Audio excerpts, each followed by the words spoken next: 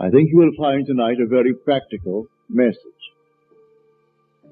But to understand it, we must go back and see if we really believe the same thing. I make the claim that the eternal body of man is the imagination, and that is God Himself, the one we speak of in Scripture as Jesus Christ. Now we are told in Scripture to examine ourselves to see whether we are holding to the faith. Test yourselves, said Paul. Do you not realize that Jesus Christ is in you? Unless, of course, you fail to meet the test. Now, you've just had the test, and you alone can judge whether you failed or not. For you heard the word Jesus Christ. You heard the word God. Now, if it conveyed the sense of an existent something outside of man, you failed the test.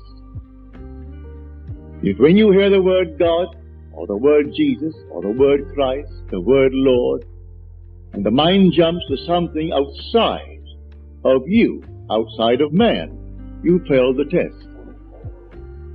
Now we are told, by Him all things were made, and without Him was not anything made that was made. And that, I tell you, is your own wonderful human imagination. That what is now proved in the world was once only imagined. But this is the greatest of all secrets, the secret of imagining. Something that you and I and everyone in the world should strive to understand. For the secret of imagining is the greatest of all problems, to the solution of which everyone should aspire. For supreme power, supreme wisdom, supreme delight lies in the solution of this mystery. When you actually discover it, you discover God. You're finding the creative power of the universe. And when you find Him, He is your own wonderful human imagination. We can only really scratch the surface of this mystery. One, imagination, it seems, will do little for our wish until we have imagined the wish fulfilled. As Shakespeare said, it hath been taught us from the primal state that that which is was wished until it were.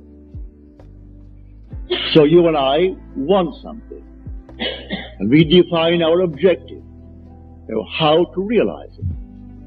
If this power is within us, then we are the operant power. We do not seek anyone on the outside. It's simply within us. Well, how do I operate? If I could put it in this simple little phrase, the subjective appropriation of the objective hope is the way to success. It's imagining as if it were true.